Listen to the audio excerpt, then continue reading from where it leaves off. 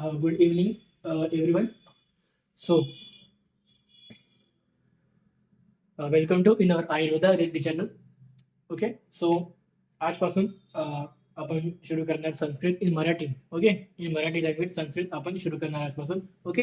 So तर Sanskrit start करताना सगळ्यात आधी संस्कृतचा जे बेसिक चॅप्टर असतो वर्णपरिचय, फर्स्ट चॅप्टर वर्णपरिचय, ते आपल्याला शिकायला लागते. ज्याला संस्कृत काय नाही येत, म्हणजे त्याला संस्कृतच्या स पण नाही माहीत, तो त्या स्टुडंटसाठी मी पर्सनली ॲडवाइस देतो की ते वर्णपरिचयपासून स्टार्ट करायचं. ठीक आहे. ओके. ज्याला संस्कृतच्या स पण नाही येत, ठीक आहे, ज्याला येते ते मग कुठूनही स्टार्ट केलं तर चालते, कोणत्या चॅप्टरमधून. पण ज्याला संस्कृतच्या स पण नाही येत, काही नाही माहिती, ते कधी पण वर्णपरिचयपासूनही स्टार्ट करायचा संस्कृत वाचताना. ठीक आहे.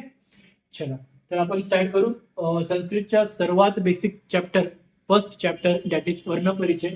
ठीक आहे. सो वर्णपरिचय. आता वर्ण म्हणजे काय? ठीक आहे. आता वर्ण म्हणजे काय? वर्ण म्हणजे काय? जे मुखाने आपण उच्चारित करतो, जे आपण मुखाने उच्चारित करतो, जसं मी उच्चारित करतो, तुम्हाला सांगतो काही ना काही, तर ते जे वर्ण निघत आहे माझ्या तोंडातून ते आहे वर्ण. जे स्वर निघत आहे, जे ध्वनी निघत आहे, ते ध्वनी वर्णाच्या फॉर्ममध्ये निघत आहे, त्याला आपण काय म्हणतो? वर्ण म्हणतो. ठीक आहे. जे मुखाने उच्चारित केलेला जातो. ओके. जे मी लिहिलं ते तुम्ही नोटबुकमध्ये नोट करा. ठीक आहे. हेच नोट्स तुम्ही नोटबुकमध्ये नोट्स करा, नोट करा. ठीक आहे. कारण सेपरेट नोट मी प्रोव्हाइड करू शकत नाही, कारण माझे जे सेपरेट नोट्स आहे ते हिंदीमध्ये, त्यामुळे. ओके.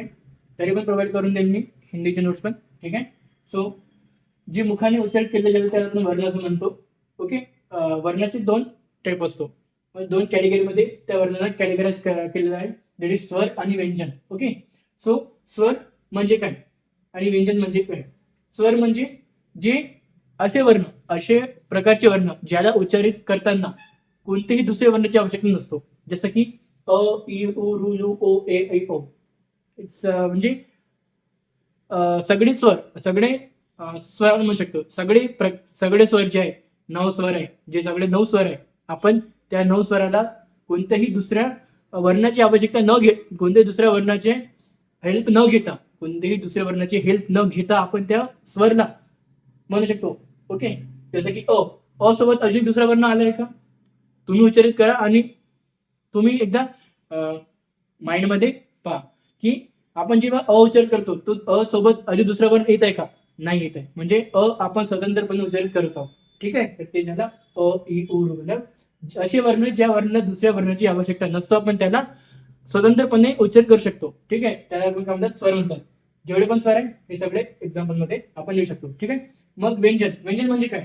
जे वर्णचे उच्चारण करताना कोणते दुसऱ्या वर्णाची आवश्यकता असते, जसं की 33 व्यंजन, क, ख, ग, घ. जसं क सोबत आपण क उच्चारित करताना क प्लस अ पण आपण उच्चारित करतो. क सोबत क प्लस म्हणजे कच्या सोबत आपण अ पण उच्चारित करतो. त्यामुळे क ला उच्चारित करताना आपल्याला हे वर्णाची आवश्यकता पडत आहे. त्यामुळे काय म्हणताय की जे वर्णाचे उच्चारण करताना कोणते दुसऱ्या वर्णाची आवश्यकता असतो त्याला काय म्हणतात? व्यंजन.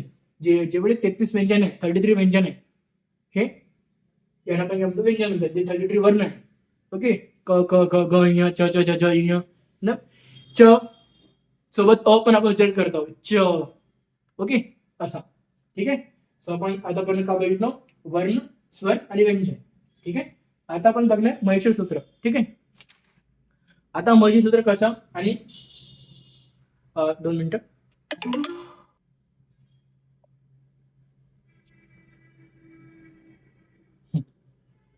मैसूर सूत्र कशा आला? मैसूर सूत्र म्हणजे काय ते तुम्हाला सध्या नाही माहिती असेल, मी सांगतो. बघा, माझी मराठी तेवढी चांगली नाही आहे सध्या. ठीक आहे. तर बघा, एका दिवशी जे पणिनी जी होते, म्हणजे पणिनी जी होते, ठीक आहे, आचार्य म्हणू शकता तुम्ही, आचार्य पणिनी, हे काय करत होते? हे तपस्या करत होते. ठीक आहे. कोणाची? भगवान शंकरची. ठीक आहे.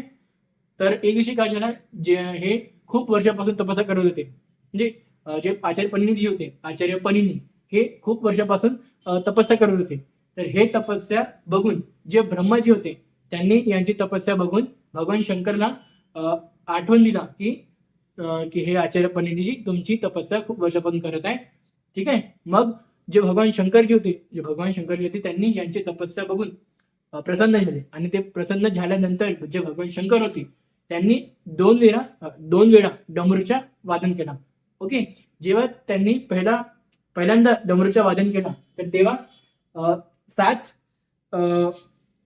वेळा 7 वेळा त्यांनी डमरूला त्यांनी असं वाजवला. पहिल्यांदा त्यांनी 7 वेळा असं डमरूला वाजवला तर 7 महिषसूत्र उत्पन्न झाले. 7 प्रकारचे महिषसूत्र उत्पन्न झाले. मग दुसऱ्यांदा अजून त्यांनी ते 7 वेळा डमरूच्या वादन केलं तर अजून 7 महिषसूत्र उत्पन्न झाले. तर असे मिळून 14 महिषसूत्र उत्पन्न झाले. Okay sir. तर असं प्रकारे जे महिषसूत्र आपण म्हणतात असं निर्माण झाला होता. ठीक आहे. आता हे तुम्ही ह्याच्यात तुम्हाला हे मानू स्टोरी समजा. ठीक आहे. ही स्टोरी तुम्हाला बिलीव्ह करायच लागेल. ठीक आहे.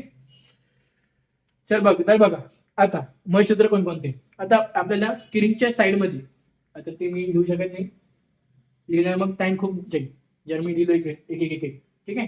तर आपल्याला स्क्रीनच्या साईडमध्ये, माझ्या साईडमध्ये आपल्याला महिषसूत्र दिसत आहे. 14 महिषसूत्र पहा.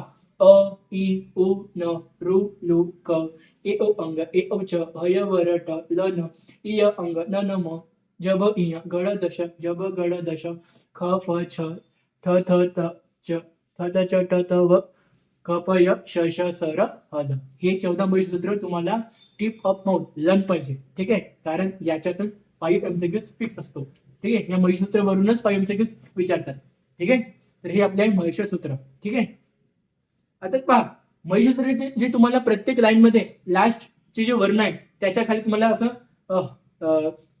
कॉमा सारखा साईन दिसत असेल प्रत्येक वर्णामध्ये, प्रत्येक मध्ये लास्ट वर्णामध्ये, जे त्याला आपण काय म्हणतो, त्या कॉमाला इथे संज्ञा म्हणतो. ओके. जे असतो ना कॉमा, जे देऊन आहे प्रत्येक वर्णाच्या लास्टच्या प्रत्येक वर्णामध्ये, तर त्या इथं संज्ञा, तर त्याला आपण काय म्हणतो इथं संज्ञक वर्ण म्हणतात.